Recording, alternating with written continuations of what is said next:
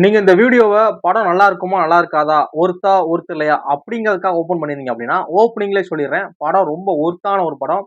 ரொம்ப தரமா இருக்கு. எந்த இடத்துலயுமே நீங்க வந்து டிசப்பாயின்ட்மென்ட் ஆக மாட்டீங்க. அதுக்கு நான் கேரண்டி. படத்த ஷியரா தியேட்டர்ல போய் பாருங்க. இப்பவே சொல்லிர்றேன். ஓகேவா? அது என்ன படம் அப்படின்னா, எப்படியும் தம்ப்லைன்ல பார்த்திருப்பீங்கல்ல. விக்ரம் பிரபு நடிச்சு, டைரக்டர் சுரேஷ் டைரக்ஷன்ல ரீசென்ட்டா தியேட்டர் ரிலீஸ் ஆன படம் தான் சிறை. இந்த படத்தோட ஸ்டோரி என்ன அப்படின்னா, வணக்கம். நான் ஆனந்த். இந்த படத்தோட ஸ்டோரி பார்த்தீங்க அப்படின்னா, நம்ம ட்ரெய்லர் இல்ல டீசர்ல ஏதாவது ஒரு விஷயத்த பார்த்திருந்தோமோ, நம்ம பார்த்து என்னத்த கெஸ் பண்ணோமோ, அதே தான் படத்தோட ஸ்டோரியா இருக்கு. அ இவரு வந்து விக்ரம் பிரபு வந்து படத்துல ஒரு ஏஆர் கேடர் போலீஸா இருக்கிறாரு. அவரு வந்து ஒரு கைதிய வந்து வேலூர் ஜெயில்ல இருந்து சிவகங்கை கோர்ட்டுக்கு வந்து பஸ்ல கூட்டு போணும். ஆஜர் பண்றதுக்கு. அப்படி கூட்டு போறப்ப அவன் ஒரு இடத்துல தொலைஞ்சு போயிடுறான். தொலைஞ்சவன் சும்மா தொலைஞ்சானா, இவரோட கன்னையும் அது லோடட் கன் எடுத்து சுட்டானா, சுட்டவன் சாவறதுக்கு முன்னாடி இவரு மேல கேஸ் போட்டு இவர கொன்றுவாய்ங்க. அந்த மாரி ஒரு பெரிய பிரச்சனை இருக்கு இவர் தலைக்கு. இவரோட வேலைக்கே உல வச்சுட்டு போயிருவான் போற போக்குல. அந்த மாரி பிரச்சனை இருக்கிறவன் தொலைஞ்சு போயிடுறான். தொலைஞ்சவன இவரு கண்டுபிடிச்சாரா? கண்டுபிடிக்கலையா? அதுக்கப்புறம் இவரு என்ன மாதிரியான பிரச்சனைய ஃபேஸ் பண்றாரு? அப்படிங்கிறது தான் இந்த சிறை. ஓகேவா? இந்த படம் ரிலீஸ்க்கு முன்னாடியே படத்தோட ப்ரமோஷன் ஓரளவு எல்லாருக்குமே தெரிஞ்சிருச்சு. ஒரு டெபியூ டைரக்டர் நெனைக்கிறேன் அவரு. வெற்றிமாறனோட அசிஸ்டன்ட்டா வொர்க் பண்ணியிருக்காரு. அவர் விக்ரம் பிரபு வச்சு ஒரு படம் பண்றாரு. அ லலித்குமார் புரொடக்ஷன் அப்படிங்கிறப்ப படத்தோட ஓகே. படத்தோட ஓரளவு ப்ரமோஷன் வந்துருச்சு. இத தவிர்த்து பார்த்தீங்க அப்படின்னா, படத்தோட தமிழ் சினிமாவ சேர்ந்த நெறைய பிரபலங்கள் வந்து இந்த படத்த ப்ரிவ்யூ பார்த்துட்டு, படம் ரொம்ப சூப்பரா இருக்கு. ஒர்த்தான ஒரு படம். இந்த வருஷத்தோட ஒன் ஆஃப் தி பெஸ்ட்டான படங்கள் இதுவும் உண்டு அப்படின்னு சொல்லி, ரொம்ப அந்த படத்த பிரைஸ் பண்ணிக்கிட்டே இருந்தாங்க.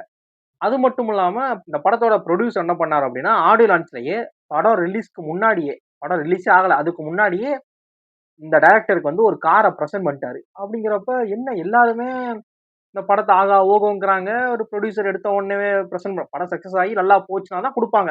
இது வழக்கம். அதுக்கு முன்னாடி ஆகா ஓகோங்கிறாங்களே என்ன இந்த உண்மையாவே வேற ஏதாவது வசமா செஞ்சு விட்டுருக்காங்களா? அப்படின்னு நம்ம யோசிச்சோம் அப்படின்னா, அது எல்லாமே இந்த படத்துல இருக்கு. படம் வந்து படத்தோட ஸ்டார்ட்டிங்ல இருந்து எண்ட் வரைக்குமே நம்மள ஆடியன்ஸ எங்கேஜா வச்சுக்கிற அந்த எலமெண்ட் இருக்குல்ல, அத வந்து பயங்கரமா பண்ணியிருக்கிறாரு. ஸ்கிரீன் பிளேவும் சரி, டைரக்ஷனும் சரி. படத்தோட ஸ்டோரி பார்த்தீங்க அப்படின்னா, டானாக்காரன் தமிழோடது. அவரு பொறுத்தளவுல அவர் ஆக்டர் நடிக்கிறப்ப வேற மாரி. அதுவும் டைரக்டரா, அதுவும் ஒரு ஒரு போலீஸ் ஸ்டோரிக்குள்ள அவர் உள்ள வந்துட்டார்ன்னா, பொளந்து எடுத்துருவாரு. அவ்வளதான். யாரோ எவரோ நடக்கிறத மட்டும் நீ பாரு அப்படிங்கிற மாரி, அதுவும் அவரு வேற போலீஸ்ல ஒர்க் பண்ணியிருக்காருங்கிற மாரி வேற சொல்றாங்க. அப்படிங்கிறப்ப ரொம்ப உண்மைக்கு நெருக்கமா, இப்ப நம்ம பார்க்கிற போலீஸ் ஸ்டோரி இருக்குல்ல, சிங்கம், சிறுத்தை இந்த மாரி கதைகள் எல்லாம் அது வேற.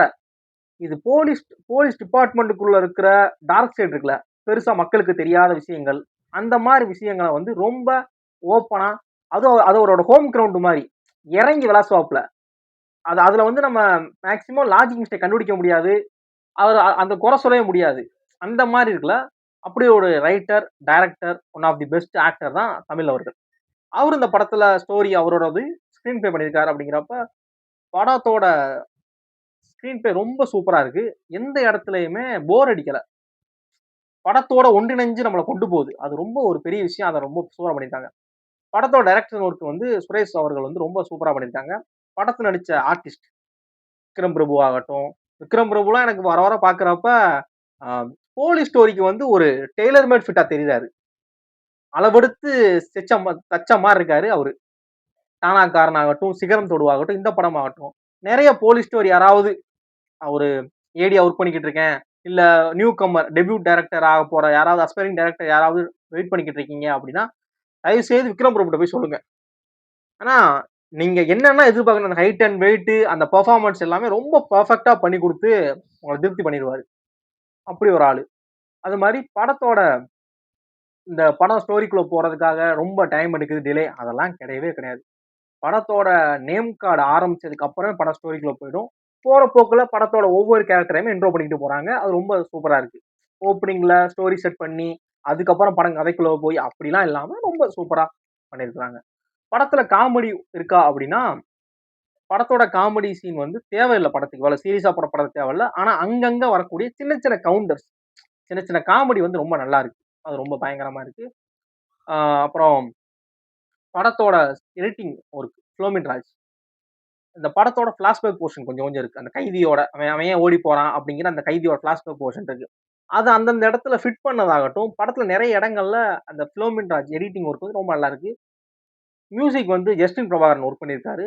அவரோட ஒர்க் பார்த்தீங்க அப்படின்னா, அந்த படத்துல அந்த சீன் பர்ட்டிகுலரா இந்த சீன என்ஹான்ஸ் பண்றதுக்கு அவரால என்ன பண்ண முடியுமோ, அத ரொம்ப சிறப்பா பண்ணியிருக்காரு. இப்போ ஒரு ஆக்ஷன் சீன் நடந்துகிட்டு இருக்கு.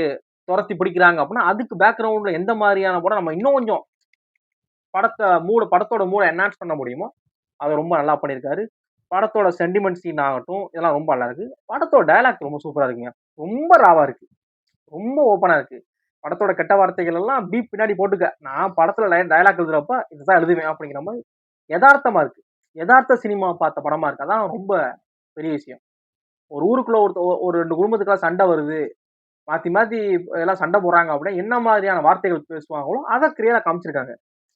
இது வந்து எந்த இடத்தையும் ஃபில்டர் பண்ணாம அதெல்லாம் ரொம்ப கிளியரா காமிச்சிருக்காங்க. அதுக்கப்புறம் சென்சார் போர்ட்ல வந்து படத்த அந்த அந்த சீன பீப் போட்டுருங்கன்னு சொல்லி அதுக்கப்புறம் பீப் போட்டுருக்காங்க. ஓகே. ஆனா இதுதான் பேசுவாங்க அப்படிங்கிற இந்த ரியாலிட்டிய கன்வே பண்ணிருக்காங்கல்ல, அந்த ஒரு விஷயம் ரொம்ப நல்லா இருந்துச்சு.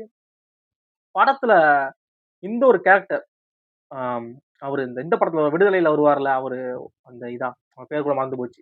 அவரு ஒரு சீன்ல கரெக்ட்டா 2 நிமிஷம் இல்ல 3 நிமிஷம் தான் அவரோட ஸ்கிரீன் பிரசன்ஸ் சரியா?